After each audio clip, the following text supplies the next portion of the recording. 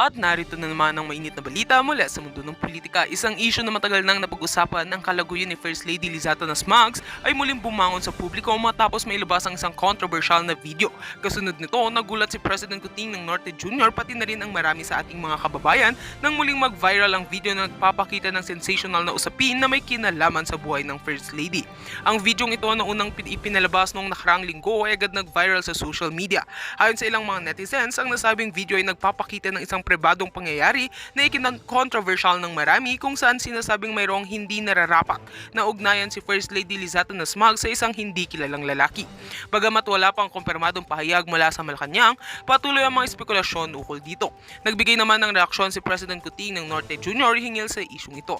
Sa isang pahayag mula sa Malacanang, sinabi ni PBBM na siya ay nagulat at labis na nag-aalala sa pagkalat ng naturang video. Ayon sa Pangulo, ang mga ganitong usapin ay hindi nararapat at dapat na lamang iiwasan sa halip na magdulot ng ingay at kontrobersiya na nakakaapekto sa pamilya at sa bansa. Pinayuhan din niya ang publiko na maging maingat sa mga ibinabahaging impormasyon online. Samantala, si First Lady ay hindi pa nagbibigay ng pahayag patungkol sa nasabing issue. Marami ang nag-aabang kung siya ay magbibigay ng paliwanag o kung ito ay patuloy na i-deny ng pamilya Marcos.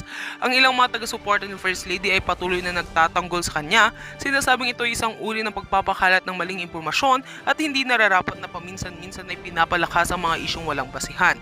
Dahil dito, nagsasagawa ng investigasyon ang mga otoridad at ang National Bureau of Investigation upang alamin ang pinagmulan ng bidyong kumalat at kung ito nga ba ay may paglabag sa batas, partikular na sa aspeto ng privacy at cybercrime. Ang mga eksperto sa social media at cybercrime ay nagsasabi na malaki ang epekto ng mga ganitong issue sa imahe ng mga pampublikong tao at ang mga hakbang para protektahan ang privacy ng isang individual ay kinakailangan. Sa kabila ng mga kontrobersiya, nananatiling maingat ang Malacanang sa pagbibigay ng pahayag ukol dito. Inaasahan na ang mga susunod na araw ay magdadala ng karagdagang mga detalye hinggil sa investigasyon at ang magiging hakbang ng pamilya Marcos. Ang isyong ito ay patuloy na sinusubaybayan ng publiko at tiyak na magiging bahagi pa rin ng mga usap-usapan sa mga susunod na linggo. Magsusumiti kami ng mga updates kapag may mga bagong pahayag mula sa Malacanang o mga otoridad. At yan nga ang mga balitang ating pagkakatutukan at kung bago ka pa lamang sa aking channel ay huwag kakalimutang mag-like, share and subscribe para updated ka sa aming mga bagong balita dito sa Tatak Pinas.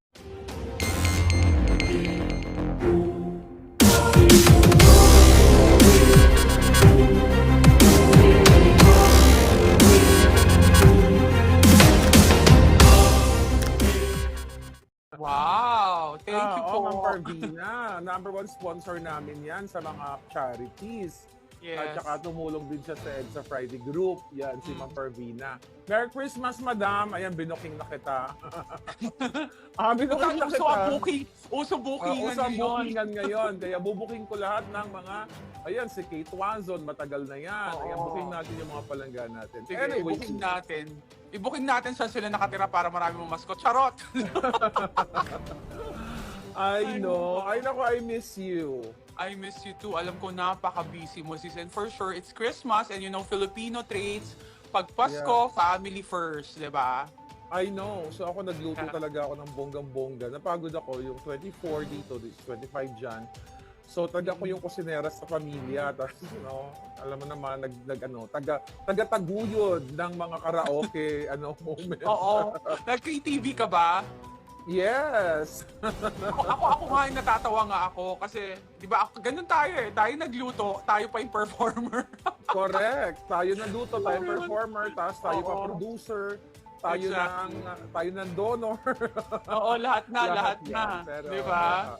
We're happy. Oo. Yes. So anyway, ako. sis, for sure, nabalitaan mo na mga away-away, di ba? Mhm. Lalo na Siyempre. nasa loob ng Malacanang. Talagang grabe. Yes. Mm-mm. Alam mo, nung nag-text ka sa akin, tapos kanina pa yun, tungkol kay Lagda. Yes. So alam mo rin ba na sinisante na siya? Hindi siya, hindi siya official na sinisante. Pero sinasante na siya according to may puting ahas dahil nga sa issue niya sa BARM na paghimasok niya doon. At syempre, again, yung issue nila sa kamkaman ng pera ng bayan. Well, nabalita ako yung sis. Nabalita ako, Okay. may nagsabi sa akin nun, like, I think 2 weeks or 3 weeks after yung nangyari sa BARM, may nagsabi tumawag sa akin. Tapos sabi nga raw, ang sabi ng puting bubuyog Ano, Ano daw? si Senator Ano Ivy daw? daw lumipad doon para makipag-usap. Siya, Yun lang. yeah, Siya raw yung siya- nakipag-usap. siya, Mhm. yeah, tama siya, nakipag-usap siya doon.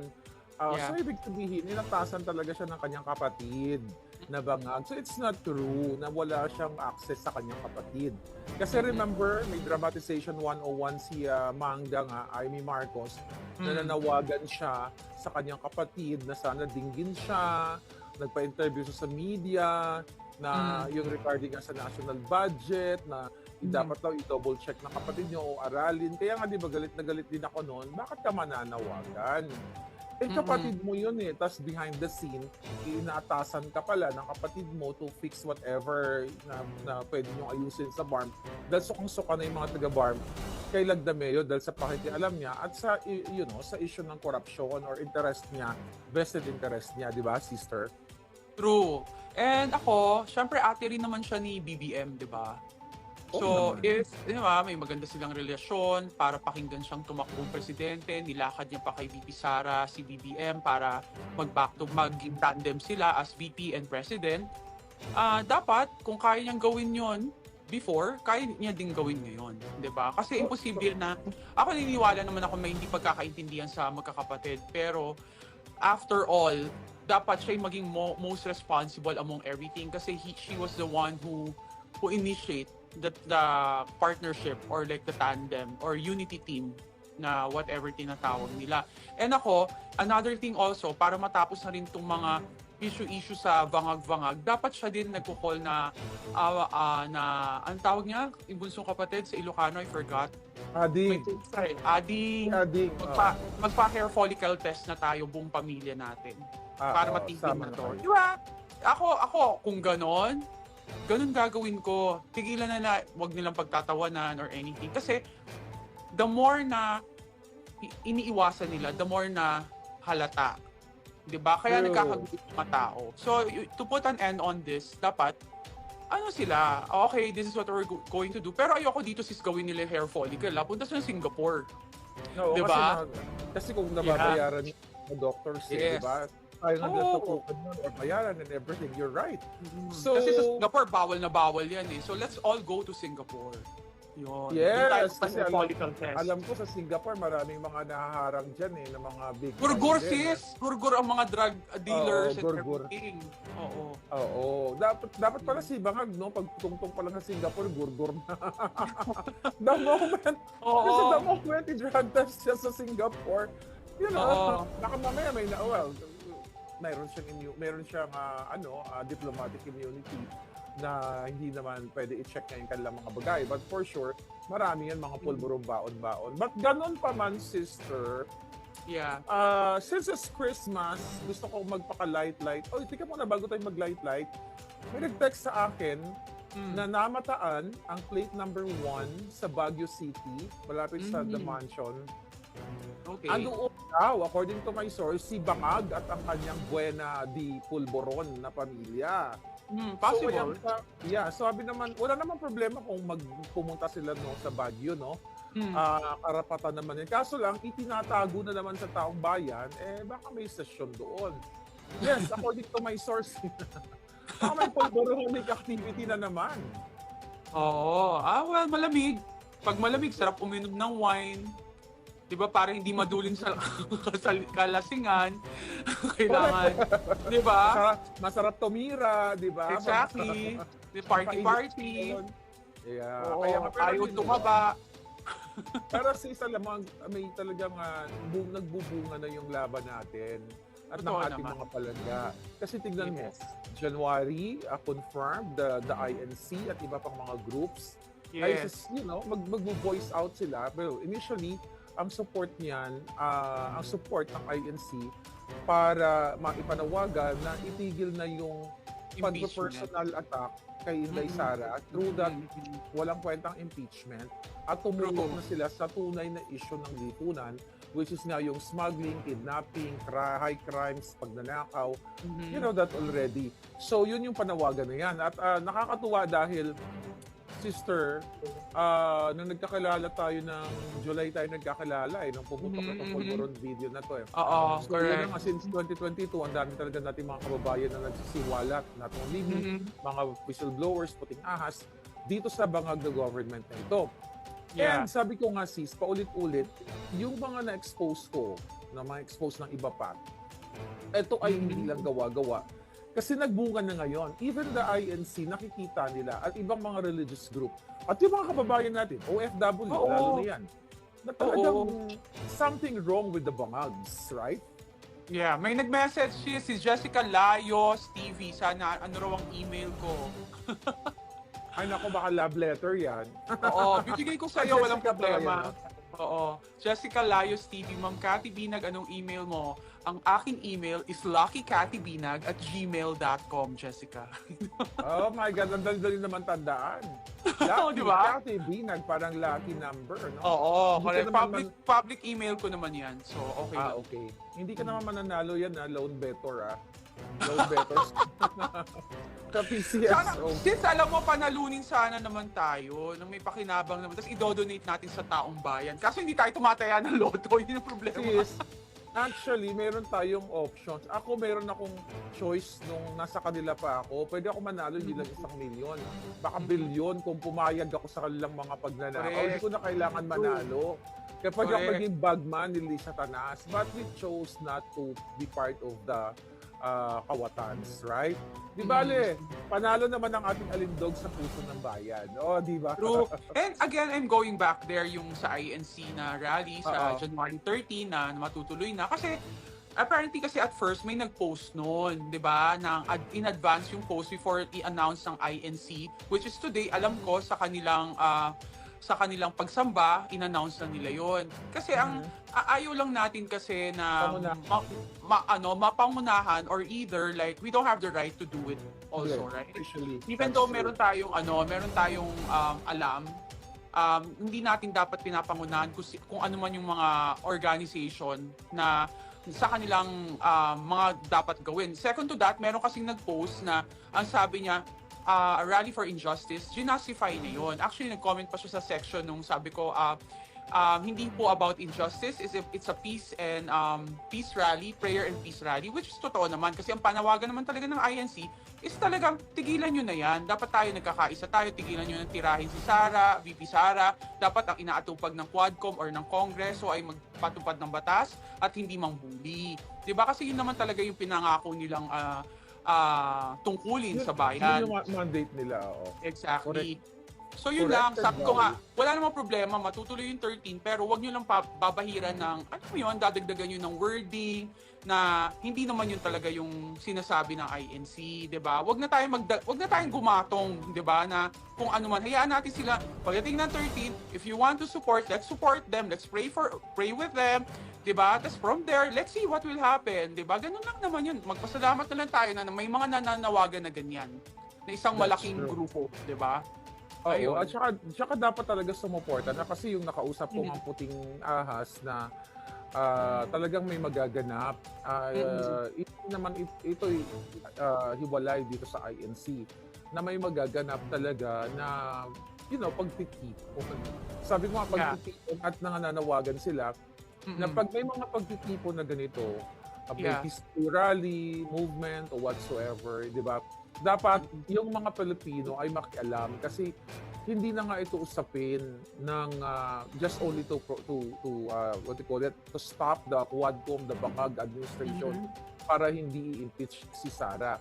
Ito rin ay panawagan nila dahil nakikita nila sis, yun talagang paglulustay, pagnanakaw, high crime, smuggling, kidnapping, na ang involved ay walang iba kundi yung kanilang presidente. 'Di ba? Yung presidente nyo diyan. So, yun yung panawagan. Kaya nga tama ka doon. So, wag natin i-rephrase, dagdagan yung panawagan ng INC, but your group, let's say iba-ibang grupo, pwede naman kayo magsigaw ng panawagan ninyo. Tama na kung ano man yun, whatever, 'di ba? Kaya Yes, sa lahat, yeah. Go ahead, whether sis. whether EDSA, whether Luneta, whether Yes. Jola, wherever, you can just go. Mhm. Kasi wala namang monopoly yung yung Mm. pagsuporta o pagiging bayani o pagiging matapang. Wala yan. Agree. Lahat tayo kasali dyan. Lahat Tama tayo naman. nagsasalita. At saka yun nga sana ako ngayong Pasko nga, sis. Merry Christmas, everybody! Happy holidays! Diba? Happy Ako, holidays, my darling! yes, ang wish ko lang, sis, yung parang, hindi na parang, yung talagang na tayo, na may mga paninindigan tayo, may kanya-kanya tayong prinsipyo, paniniwala, at karakter, is wag na din nating ipilit yung mga opinion natin sa ibang tao. 'Di ba? Ang importante, True. ang iisa lang yung ating laban. Huwag na tayong mang-insulto, huwag na tayong mangbuli, huwag na nating ibaba ang integridad or karakter ng isang individual. Kung ayaw nyo sa tao, huwag na. Alam mo yung parang, hindi parang ako na parang, huwag nyo na lang pansinin, ignore, okay? Parang if you want to, ilantad yung katotohanan, lantad, wala namang masama. Then from there, tapos na. 'Di ba? So, kasi you don't need to prove anything to anybody if you're not doing anything wrong. And kitang-kita naman ng tao kung ano yung magiging katotohanan. And dun din sa mga bully na makukulit, na ayaw rin magpaawat. Parang listen.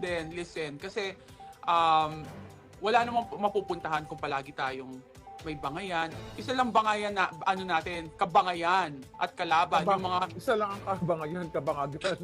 kabayan natin. Papahamak sa ating bayan. My God, nakikita mo ba, sis? Diba? Kitang-kita naman ang ating ekonomiya ay bumabagsak. Ang stocks natin bumabagsak. Ngayon, we are overflowing with yung mga properties like development, yung rentals now ay babagsak this coming year. Sobrang Kasi tumataas. sobrang babagsak, sis, kasi sobrang daming space na available. So, kawawa ang real estate din natin. We're having problem with that. And another thing is like, kitang-kita mo na nagbenta tayo ng ginto pero sa napunta. Tapos, Yes. ayuda tayo ng ayuda. Yung pala, ang dami nating problema. Yung utang natin, yung di ba, pinag-usapan natin, yung sa PhilHealth na sinasabi, may isang nag-comment dyan na nagmamagaling na may extra funding naman ang PhilHealth. Yung nakakalungkot na sa Senate, yung mga senator na iba dyan hindi talaga pinag-aaralan yung kanilang pinipirmahan. Hindi nagre-research, may researcher naman sila. Oo nga, hindi Yeah. naman lang sila tiningnan yung utang ng PhilHealth na kulang pa yung pondong meron sila na extra. Kasi 1 parang 1 trillion ang utang ng PhilHealth and yung pondo nila, I think 600 ba? 400? I forgot na. So, just imagine kulang yon, 'di ba? Well, we all know na talagang yung national budget kontrolado talaga ni Tambaluslos, which is yun nga kaya sila nag-aaway-away, not only PhilHealth, iba pang mga ahensya ng gobyerno. Kaya sila talaga nag-aaway-away ngayon ni Lisa. Sabi ko nga kanina, I don't know kung narinig mo sa unang vlog ko, na hindi invited si Tambaluslos sa Party. itong Noche Buena. Tapos, yun nga, even yung mga pumunta daw doon, actually nag-message sa akin yung ating puting ahas na doon. Ang pinamigay daw ng mga pamasko doon sa mga kamag-anak nila na ginagamit lang for political stunt na kunwari, sama-sama sila, buo pa rin yung family, is 10,000 pesos na naka-envelope pa, pero hindi daw lahat nabigyan. So doon pa lang may favoritism na naman. Kasi, yun naikwento sa atin, dahil nga naapektuhan yung, we're talking about trillions of budget ng Pilipinas. So kaya sila nag-aaway, si Lisa Tanas at si Tambaluslos. Tandaan natin na na si Bongbong Bangag, wala naman talagang kamay na bakal yan or decision making. Yes. Wala siyang decision making kasi si Lisa lahat ang nagpapatakbo. So ang nangyari daw, away-away sila dahil nga sa Kaban ng Bayan. Tapos doon sa party nila November, Noche Buena, ay hindi lahat nabigyan na kamag-anak. Kasi si Imelda yung nagbigay ng pera. So supposedly equal dahil normal lang naman yung magbigay ng pera. Actually, kahit hindi magnakaw sila Bangag, kahit hindi sila magnakaw, even yung mga pera na ngayon sa kasalukuyan, yung mga nanakaw na nila noong nakaraan, they can afford to give 10,000 pesos each sa kanilang mga kamag-anak at maliit lang yan. Oo Kaso lang, naman. likas na, ang sabi sa atin ng puting ahas, likas na greedy si Marcos Jr. at si Lisa, hindi rin lahat nabigyan ng pamasko dun sa Malacanang. So I feel sorry dun sa mga kamag-anak na hindi naman ganun ka. Well, siguro well kasi, off. well off. Siguro naman Oo. kasi sis, ang spirit ng Christmas, even you have money, once na Yeah. nabigyan ka ng regalo, kahit 1,000 yan, 2,000, iba yung feeling eh. Kasi Oo naman, Christmas, sis. right? Oo. So, ang Oo. nangyari daw doon, sa Noche Buena, hindi Mhm. patas. Hindi lahat nabigyan kasi wala na daw, kulang na raw ng pera. 'Di ba? Hindi na bigyan ng exact, kumbaga, hindi siguro na bilang or whatever. So doon mo makikita na maaari yung nabigyan ng tigta 10,000 na pamasko, mga bata lang siguro ng mga kamag-anak, then yung iba, initsapwera na lang. So yun, anong punto na gusto kong itumbok dito, sister? Mhm. Na even within the family, talagang merong favoritism na kung sino lang yung kasabwat ni Lisa siguro na itong pamilya 1, family A, B, C, D, F, ito mukhang nakakasabwat ko to sa mga eksena ng smuggling, kidnapping, or whatever. O ito, dapat yan bigyan ng sobre. So talagang hindi pantay-pantay. Ito'y nagsasalamin na ganun din yung pagtrato sa mga Pilipino na hindi pantay-pantay. Right? Correct. Kasi, Tama, like, tama. Yun lang yung ano ko doon, sis. Yes, go ahead, sis. Bale, you can see that naman, very selective. Mm-mm. Decision making very selective kapag hindi sumasang-ayon sa kanilang mga kagustuhan, they don't like it. Mabubuli, like what happened to Colonel Heraldo Grejaldo. and the Grejaldo, other general, exactly. the PIDEA director. Diba? Chief. Imagine, they are alam mo yun, matitinuyan, ang daming napatunayan sa kanilang serbisyo. Tapos ang nag-contempt, saan ka makakakita? Dating Alex Bungkayaw Brigade. Alam ko may mga nagbagong tao, pero this kind of person yan, si Pandak Buano. Pandak. Meron siya Antonio NPA. Bonaparte na di ba? Na hindi ko nila lahat ng nagbago, okay? Pero siya, makikita mo sa character niya na talagang walang hiya. Napakawalang hiyang tao. Yun. Sana ako this Christmas yung prayer ko is hindi sana naway mabuhay ang puso ng ating mga men in uniform or mga kasundaluhan at kapulisan na ipagtanggol nila yung kapwa nila. Kasi, Sis, di ba? Okay, go go, ahead. sis. No, Yan. go Kasi ahead. sis, alam mo yung etong mga military natin tsaka itong mga kapulisan natin, pinoprotektahan yan siya eh. Di ba? True. Kasi politicians sila, may mga security sila. How will you protect such people? Parang ganyang klaseng tao yung pagkatao niyan. Na yung ultimo, yung hindi nyo napansin, yung nandun sila sa Wadcom, diyan habang inaano nila yung mga kapulisan, iniinsulto nila. Sino yung mga nang-iinsulto, sis? NPA, ex-Alex True. Buntiao. Then, sino yung mga testigo? Addict, drug Yes. dealer. Saan ka True. nakakita? Only in the Philippines. Na, why did you, binigyan nyo ng platform yung mga anti-government doon sa mga taong nagpoprotekta sa atin. Anong klaseng gobyerno meron tayo? Di ba parang it's so disgraceful. Nakakababa ng moral at saka integridad, saka na-demoralize talaga ang mga kasundaluhan at saka kapulisan sa pinagagagawa nila. Ngayon, right now, what's happening now, sila may kasalanan. So wag nila sisihin na, kasi binibira kami left and right. No, you're doing it. You're doing it to yourself. You're so confident. Kayo lahat dyan, sobra kayong confident to do your thing. Yung pagpamimigay nyo ng ayuda, yung akap nyo and everything, then you're pinagtatanggol nyo yung mga mali. So kayo naglagay sa kung saan kayo now. Di ba, sis? Yeah. I think, I just wanna, say something about it. Siguro arrogante sila dahil sis, nagre-reflect nga yung failed leadership ni Bangag. Kasi Yes. malakas ang loob nila kasi we all know na they are cohorts of Lisa Tanas, of Lisa Marcos, and Martin Romualdez, the Tambaluslos. So kaya, parang ano yan sis para mga preso sa bilangguan. Kapag ikaw ay bata-bata ng warden, malakas ang loob mo masiga-sigaan. Malakas ang loob mo manaksak, manggurgur o kung ano pa man, magbenta ng pulburon sa loob ng kulungan. Which is nangyayari yan. So it's the same thing. Na kumbaga si Marcos Jr. at si Lisa Tanas ay warden ng kulungan.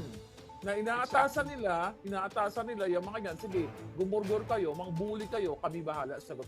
Hindi naman yan kikilos yung mga ganyan sa Congress, so hindi yan protektado ng Bangag administration. Kaya ngayon panawagan natin talaga, wakasan na natin ang mga butang Genemes.